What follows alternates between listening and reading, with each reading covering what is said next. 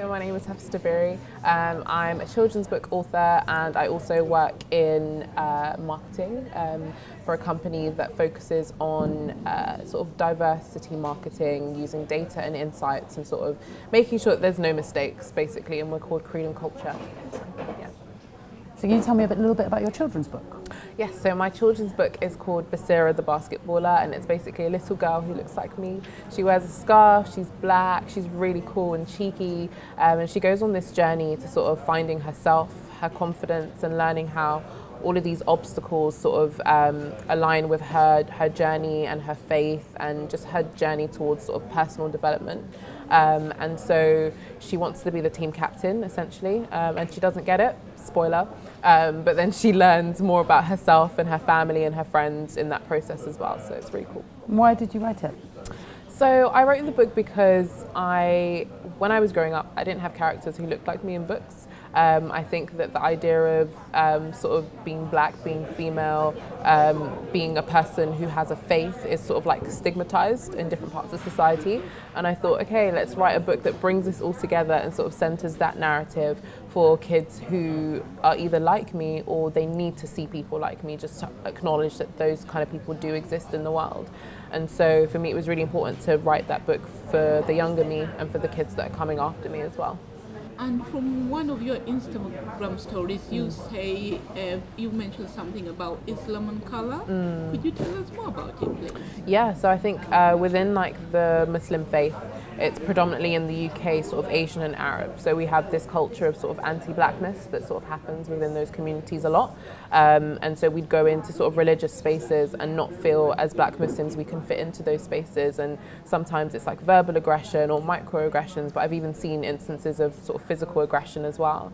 And so for me, it was really important that I created a space outside of sort of like the religious institutions that have majority of people of different cultures that can sort of center black Muslims and sort of have a space where we can understand how we want to exist as black Muslims rather than other people telling us, okay, your blackness means this and your Muslimness has to look like that. And so we created the Discovery Talk Show, which is like a talk show that happens annually, that's happened for the last 2 years. And it's basically a safe space for black Muslims to talk about how their black Muslimness fits into their spirituality, their relationships, their mental health, their physical health and politics and media and all of these kind of things. And so it's just a really cool space of discussion, and we eat rice, we eat chicken, and it's just really cool. Lovely.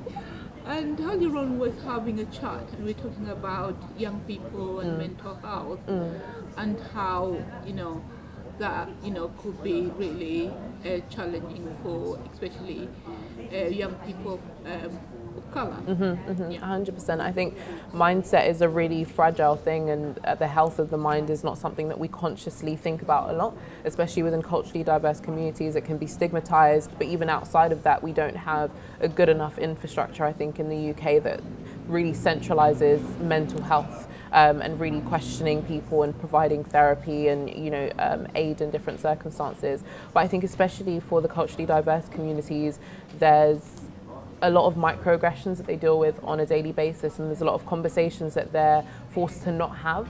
And so internally there's a lot of overthinking, questioning themselves, self-doubt, confidence issues, and that can all pile up into anxiety, into depression, into feelings of sort of low value, and that might not be a mental illness, but it definitely does affect mental health and sometimes can escalate into a mental illness as well. And so I think consciously we have to be thinking about how those microaggressions are having an impact on those communities and thinking about how we can prevent it from getting to a stage where it's so ingrained into them and inbuilt that it actually affects their sort of outcome in life. And do you think that better representation will be a way of moving towards that? Yeah, definitely. I think there's so many different things we can do, but as a writer specifically, and as someone who's actually, I'm trying to change my book into a movie at the moment, so we're currently crowdfunding for that. It's so important that we have representation in the things that we see. They say that seeing is believing, and when you're able to see yourself as Harry Potter and as Enola Holmes and as all of these amazing characters, you suddenly think there aren't limits on things, there aren't boundaries, there's hope, and there's inspiration, there's advice from those individuals who are in those positions, and it just helps to make, you know, overcoming those obstacles that are obviously going to be inevitable just a bit easier, I think. And how have you found Cheltenham? Cheltenham is different to London. I love getting out of London. London is really busy, everyone's all over the place all of the time, but Cheltenham is a lot calmer. I could not sit outside away from my home like this in London and feel comfortable, so yeah, Cheltenham's great. Let's just say there's probably a 5-year-old watching you now. What would you like to tell them? I'd like to say that don't wait for permission. Don't wait for people to give you space. If you feel like you want something, either make that space for yourself or demand it. You can't waste sort of time waiting for people to give you permission and waiting for people to validate your ideas and your being and your identity. I'd also say take time away from other people and really try to understand who you are as an individual and what you want. And don't let the labels of society sort of dictate how you behave and what the limits you put yourself are in terms of life. But then also in terms of, like, I hate the idea of limits because I was listening to this podcast and the guy was saying that limits are literally, they're mental. He was like jogging on a machine and he'd always say that when he gets to a certain like amount of kilometers, he'd always stop because he thinks, okay, I'm not able to go past this. So he'd always set the timer and the distance to that. And then the dial broke and he like did double, triple the distance. And it's always sort of the limits that we place on ourselves that just stop us from going that extra mile and going that extra kilometer. So the limit that you have in your head, think about it now and then tell yourself, actually, wait, no, I'm not going to work towards that. I'm going to surpass that. And even if you don't get, you know, as far as you want to get, you'll at least get past that limit that you've set for yourself, and you've essentially, that's success. That's you know, you've beaten that limit at that point. Yeah.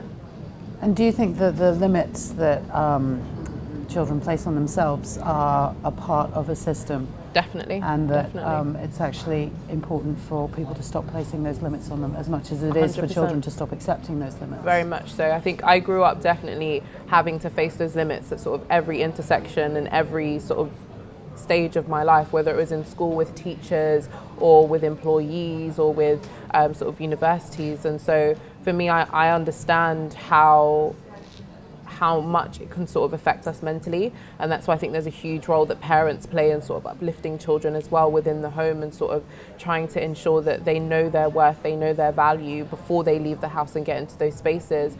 And so yeah, I think structurally we also have to change the biases that we have and the biases and prejudices that we have that force us to place limits on children because of those, you know, biases and prejudices. That's really, really important, really, really important. And that's why we have diversity training and consultations. Lives of colour. Earlier on you spoke about that, you know, one of the things I focus on is intersectionality. And, you know, you mentioned about being Muslim, being black, and then you find yourself being, you know, with a disability. So how did you cope with that? I think I'm still coping on a daily basis. I think there are new things that I'm learning about myself and new things that I'm able to handle and I'm not able to handle. But I think, especially with the disability aspect of it, I think it's really important that people seek actual sort of mental health support for things like that, because it can be quite difficult. I think especially coming from a place where I was like physically active all of the time, training about 4 to 5 times a week for hours on end, to a position where I wasn't actually able to move for like months at a time, it affected my mental health in a way that I didn't even understand at that point in time. But it's only recently that I've sort of sat down to go through the different traumas and the layers and sort of understand how it has created a sort of sense of anxiety with me and that kind of thing.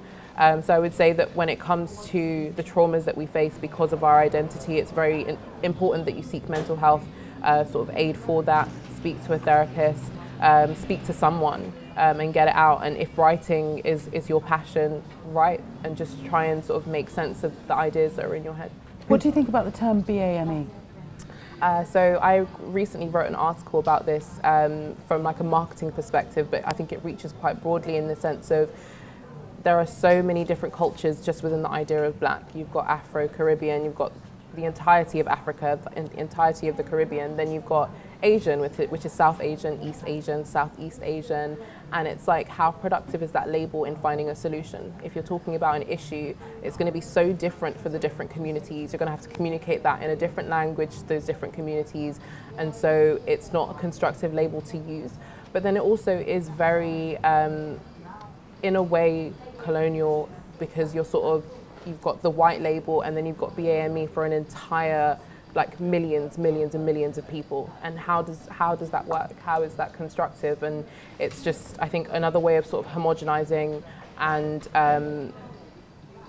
minimizing, I think, issues, because you're not able to find solutions that are actually constructive, and you'll end up making more mistakes, I think, than actually progressively moving forward. So we've got to address it as culturally diverse communities, so that we're actually recognizing that, okay, when we're talking about something, if we're going to generalize, you're generalizing culturally diverse communities, and that doesn't make sense, so you've got to be more specific. So I'm on Instagram and Twitter at Hafsah Dabiri. My email is hafsahdabiri@gmail.com.